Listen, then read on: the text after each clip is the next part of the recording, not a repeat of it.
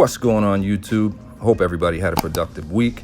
We've got some updates, some recommendations, and a tidbit about the 2022 C8 Corvette that I wasn't aware of.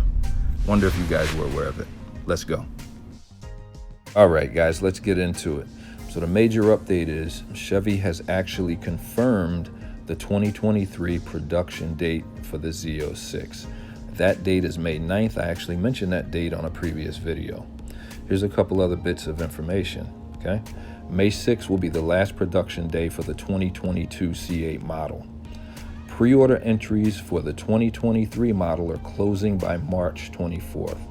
Supposedly, there are no separate Z06 allocation numbers. Chevy's going to be using the average daily supply system. Apparently, each number of Chevy 2023 C8 allocations will include a limited number of Z06s, okay? What does this ADS mean, or the average daily supply? Think of it like any other inventory, okay? That means that if my average daily supply is, let's say, 50 units, okay? If I sell half of that, I'm gonna have 25 units sitting on my floor. My supplier calls me and says, hey, how's your inventory looking? I say, I've got 25 units. Supplier says, okay, that's not your average daily supply. I'm gonna send you another 25 to help you maintain your average daily supply, okay? If I sell out everything, my supplier calls me and says, how many do you have left? I say 0. They're gonna send me 50, okay? So this is the way Griff sees it, all right? I don't work at a dealership, so I'm not 100% sure, but when I think about average daily supply in business, this is just how it makes sense to me, okay? The reason why I'm saying this is you want to deal with a dealer that is moving vehicles off the lot so that the supplier can continue to supply them with new inventory. If you're currently dealing with a dealership that's going to be marking up prices and going to have vehicles sitting on the lot unsold, it means that they're not going to be getting as many vehicles in because they're not selling that many vehicles out, okay? Hopefully that makes sense. Here's where the chess match begins, guys, and it's your move. Before we get into that, if I bang this jumper, do me a favor. Hit that subscribe button, hit the thumbs up, and hit the notification bell if you want to get notified when I put out new content.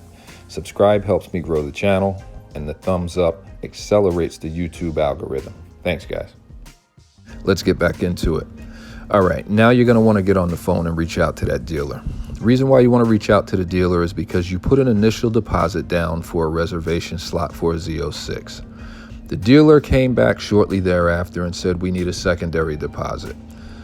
When they asked for the secondary deposit, not everybody could come up with those funds. It weeded a bunch of folks out, right? Here's the second thing that happened. You put an initial deposit down, depending on what number you had. A lot of folks realized that I'm very, very high in this process and I'm probably not going to see a car for 2 to 3 years. Why should I leave my money tied up for 2 to 3 years if I'm not going to see a vehicle? So they backed out of the process. So here's my question to you guys. Here's a question you need to ask your dealer. And maybe those websites that track your reservation number, maybe they're accurate, maybe they're not. But if a dealer took 500 reservations and 100 people dropped off, and you were number 450, okay? I'm gonna say it again.